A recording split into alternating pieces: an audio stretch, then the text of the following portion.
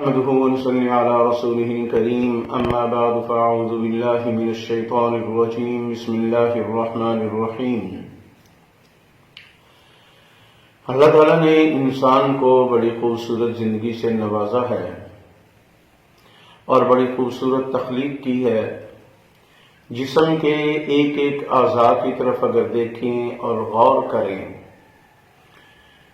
کہ جس طریقے سے اللہ تعالیٰ نے اس جسم کی خوبصورتی کو سجایا اور بنایا اور اس کی بناوٹ کو اور ایک ایک اعضاء کو خوبصورت رنگ کے اندر سجایا، کیا سبحان اللہ۔ اسی میں تعریفیں کرتا چلا جائے، اپنے آپ کو دیکھتا رہے، دنیا کی کسی چیز کو نہ دیکھے، صرف انسان اپنے اوپر غور کرے اور پھر اس کے بعد اللہ تعالیٰ کی تعریف یہ نہ کرے، یہ ہو نہیں سکتا۔ اگر پھر بھی یہ تعریف نہیں کرتا تو لگتا ہے اس کے دل میں ایمان نام کی کوئی چیز نہیں ہے۔ ایک ایک اعضاء ظاہری ہو یا اندر کا ہو، ایک سے بڑھ کر ایک خوبصورتی اور ایک سے بڑھ کر ایک اپنی مرضی پر، رب کی مرضی پر کام کرنے والا۔ اگر کسی اعضاء کے اندر کوئی کمی پیشی ہو جائے، کوئی بیماری آ گئی، کوئی تکلیف آ گئی، تو پورے کا پورا انسان کا وجود تکلیف کے اندر آ جاتا ہے۔ تو لہذا اس نعمت کو جو اللہ تعالیٰ نے آپ کو عطا فرمائی ہے، اس کو بیماریوں سے محفوظ فرمائے اور کوشش کریں کہ مالک کائنات نے جو تخلیق کے ساتھ اس کی غذائیں اتاری ہیں، انہی غذاؤں کی طرف زیادہ توجہ دیں گے تو انشاءاللہ یہ اس کے لیے بہتر رہے گا۔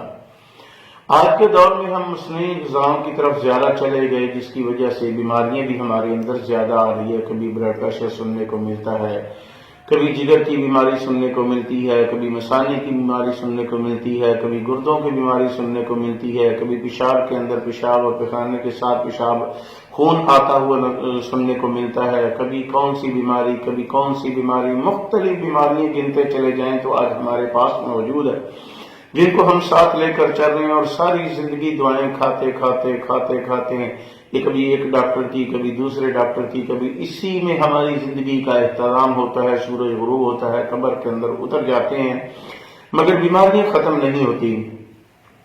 آج ایک ایسی بیماری کے لیے جو آج کثرت سے سننے میں ملتی ہے، وہ کیا پیشاب کے ساتھ خون کا آنا ہے۔ میں پیشاب کرتا ہوں، چھوٹا پیشاب کرنے جاؤں یا بڑا پیشاب کرنے جاؤں تو یہ مجھے خون آتا ہے، تو اس کا کوئی حل بتایا جائے۔ یہ اس پچھلے ہفتے میں 2-3 آدمیوں کو یہی سوال آئے، مگر وقت نہ ملنے کی وجہ سے اس پر ویڈیو میں نہ بنا سکا۔ تو آج اسی کے حوالے سے میں آپ کے لیے یہ ویڈیو بنا رہا ہوں۔ جن حضرات کو مستورات ہیں یا مرد حضرات ہیں جن کو خون میں پیشاب میں خون آتا ہے، وہ چھوٹے پیشاب کے ساتھ آتا ہے یا بڑے پیشاب کے ساتھ، وہ اس عمل کو ضرور کریں، اور یقین کے ساتھ کریں گے تو انشاءاللہ آپ کو بہت فائدہ اس کا ملے گا۔ یہ نہیں ہو سکتا کہ نہ فائدہ ملے، یقیناً ملے گا۔ یہ میرا آزمودہ بھی ہے اور کئی ایک انسانوں کو آزما چکا ہوں اور اس لیے ہر وقت فائدہ ہی فائدہ نظر آیا ہے۔ سب سے پہلے بات تو یہ ہے کہ آپ نے آج سے معمول بنا لینا، جو بھی مریض ہے یا جو بھی ویڈیو سنے اور وہ چاہے کہ میں بیمار نہ ہوں تو یہ پہلا معمول بنا لے۔ میں 2 عمل اس کے اندر بتاؤں گا۔ ایک وہ عمل جو آپ کریں گے تو انشاءاللہ اگر مالک کی طرف سے کوئی بیماری لکھی گئی ہے آپ کی قسمت میں تو وہ الگ ہے، کہ مقدر میں تو وہ الگ بات ہے، وگرنہ اس عمل کے کرنے سے آپ کے پاس کوئی خطرناک بیماری بھی نہیں آئے گی، عام چھوٹی بیماری تو دور کی بات ہے۔ ایک تو آپ نے یہ کرنا ہے، جب بھی کھانا شروع کرنا ہے، کھانا کھانے سے پہلے جب ہاتھ دھو لیے اور کھانے کے لیے بیٹھے ہیں، ہاتھ دھوئے بغیر کبھی کھانا نہ کھائیں۔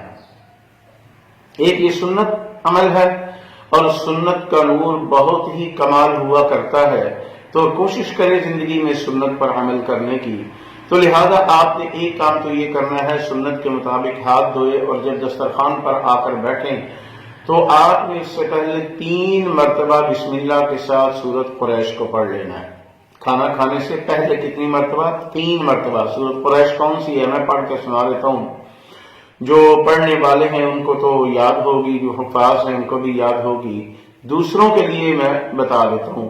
تو ایک بات اور کہہ دوں کہ اگر ویڈیو تھوڑی سی آج لمبی ہو جائے تو اس کی معذرت میں کرتا ہوں پیشگی۔ تو دوسری بات، لائک کر دیں، شیئر کر دیں، کمنٹ کر دیں، ہو سکتا ہے آپ کی وجہ سے کوئی دوسرے کا بھی فائدہ ہو جائے۔ اور تیسری بات یہ کہ ویڈیو مکمل دیکھا کریں تاکہ عمل مکمل آپ کے ذہن میں آ جائے۔ کئی مرتبہ دوست فون کرتے ہیں چھوٹی سی ویڈیو دیکھ کر، تھوڑی سی یہ عمل آپ نے بتایا کس طرح ہم نے کرنا ہے، میں پھر کہتا ہوں کہ دوبارہ سن لو، تیسری دفعہ سنو، 2 3 4 دفعہ سنو گے، عمل آپ کے ذہن میں بیٹھ جائے گا۔ تو آپ نے پہلا کام یہ کرنا ہے، کھانا کھانے سے پہلے آپ نے 3 مرتبہ سورۃ قریش پڑھنا ہے صحت کی نیت سے کہ یا اللہ جو میں کھانا کھانے لگا ہوں میرے پیٹ کے اندر جا کر میرے جسم کی بیماری کا باعث نہ بنے بلکہ صحت کا باعث بنے۔ یہ ایک آپ نے عمل کرنا ہے۔ جب آپ کھانا کھا چکے، سنت کے مطابق کھانا کھائیں، پھر کھانا مکمل کر لیا، پھر آپ نے 3 مرتبہ آخر میں سورۃ قریش کو پڑھنا ہے، اس نیت کے ساتھ پڑھنا ہے کہ یا الہ العالمین، جو کھانا میرے پیٹ کے اندر چلا گیا، جو غذا میرے پیٹ میں چلی گئی، جو دودھ چلا گیا، دہی چلی گئی، لسی چلی گئی، بڑی بڑی چیزیں ہم نے کھا لی، پھل فروٹ کھا لیا، پیٹ میں چلا گیا ہے، یا اللہ یہ میرے پیٹ میں میرے جسم کی بیماری کا باعث نہ بنے بلکہ تندرستی کا اور طاقت کا باعث بنے، بیماریوں سے محفوظ رہنے کا باعث بنے، بیماریوں کا باعث نہ بنے۔ پھر آپ نے اب یہ کرنا ہے، اب اس طرف ہم چلتے ہیں جو اصل بیماری کی طرف ہم لے کر جا رہے تھے بات۔ تو آپ نے قرآن کریم کی ایک سورت ہے اس کو یاد کر لینا ہے۔ اگر آپ ناظرہ پڑھے ہوئے ہیں تو اتنی قرآن کریم کے الفاظ کی ادائیگی کو درست کر لیں، کسی حافظ صاحب سے، قاری صاحب سے، تاکہ صحیح آپ سے قرآن پڑھا جائے۔ اس لیے کہ بعض دفعہ انسان ناظرہ پڑھا ہوتا ہے مگر قرآن بعض دفعہ پھر بھی غلط پڑھ رہا ہوتا ہے۔ میرے پاس کئی آتے ہیں، ان کو بتاتا ہوں پھر میں کئی دفعہ کہتا ہوں کہ یہ سورت مثال کے طور پر سورۃ قریشی ہے، جاؤ اس کو 3 دن میں 4 دن میں یاد کر کے آؤ۔ وہ 4 دن کے بعد یاد کر کے آتے ہیں، پھر بھی بعض دفعہ مسٹیک لفظوں کی ہو رہی ہوتی ہے، اس لیے کہ ہمارا رجحان قرآن کریم کی طرف کم ہے تو مسلمانوں کی مقدس ترین کتاب قرآن کریم ہے، جس سے سب سے زیادہ محبت ہمیں ہونی چاہیے تھی، مگر آج ہمارے یہاں محبت قرآن کریم سے نہیں، محض برکت حاصل کرنے کے لیے قرآن سے محبت رہ گئی۔ گھر کے اندر قرآن پڑھا لو، دکان کے اندر، کارخانے کے اندر، فیکٹری کے اندر شروع کرنی ابھی چلو قرآن کریم پڑھ لیں اور پھر اس کے بعد آگے دیکھی جائے گی۔ تو بہرحال اس قرآن کریم کے اندر ایک سورت ہے، سورت طارق، سورت طارق ہے، والسماء والطارق وما ادراک ما الطارق، یہ یہاں سے شروع ہو رہی ہے۔ تو آپ نے کرنا کیا، ہر نماز کے بعد یہ سورت کو 1 دفعہ پڑھنا ہے، چاہے قرآن کریم کو دیکھ کر پڑھ لیں، چاہے زبانی پڑھ لیں، جس طرح آپ کو آتی ہے، مگر پڑھیں اچھے لفظوں کے ساتھ، تلفظ کے ساتھ پڑھیں جس طرح قرآن پڑھنے کا حق ہے۔ اگر اس طرح پڑھیں گے تو انشاءاللہ تعالی اللہ تعالیٰ آپ کے لیے آسانیاں فرما دے گا۔ تو 1 دفعہ ہر نماز کے بعد سورۃ طارق آپ نے پڑھنی ہے، اور اس میں ایک آیت آتی ہے انہ علی رجعہ لقادر، انہ علی رجعہ لقادر، یہ آیت آپ نے 21 مرتبہ پڑھنی ہے، 21 ٹائم پڑھنی ہے۔ اس آیت کو پڑھنے کے بعد پھر آپ اپنی سورت مکمل کریں، اور سورت جب شروع کریں اس وقت بھی 3 مرتبہ درود شریف پڑھیں، جب سورت کا اختتام کریں تو اس وقت بھی 3 مرتبہ درود شریف پڑھ لیں۔ جو بھی درود شریف آتا ہے چھوٹے سے چھوٹا، یہ درود ابراہیمی آتا ہے، وہ 3 دفعہ پڑھ لیں۔ تو انشاءاللہ جب یہ چند دن آپ کریں گے، کم از کم عمل یا آپ نے 21 دن کرنا ہے، کم از کم 21 دن آپ نے یہ عمل کرنا ہے۔ اس کے آگے اگر بیماری میں انشاءاللہ تعالیٰ 21 دن سے پہلے شفا مل جائے گی آپ کو، اگر بالفرض والمحال تھوڑی سی بیماری ابھی موجود ہے تو 21 دن اور عمل کر لیں، یہ سمجھ کے کر لیں کہ ڈاکٹر کے پاس بھی میں دوائی کھاتا ہوں، 10 دن ایک ڈاکٹر کی کھائی نہیں آرام آیا تو 10 دن 12 دن دوسرے کی کھا لیتا ہوں، 10-12 دن تیسرے کی کھا لیتا ہوں، تو مہینہ 2 مہینے کھاتا رہتا ہوں۔ یہی ذہن کے اندر رکھ لیں کہ ہو سکتا ہے میرے پڑھنے میں کچھ کمی واقع ہو گئی، یا میرے یقین کے اندر کچھ کمی ہو گئی، جس کی وجہ سے قرآن کریم تو میں نے پڑھا، اللہ سے شفا تو مانگی مگر نہیں ملی، چلو پھر میں دوبارہ اسی نیت، اسی ارادے سے اور زیادہ مضبوط ہو کر پھر شروع کرتا ہوں۔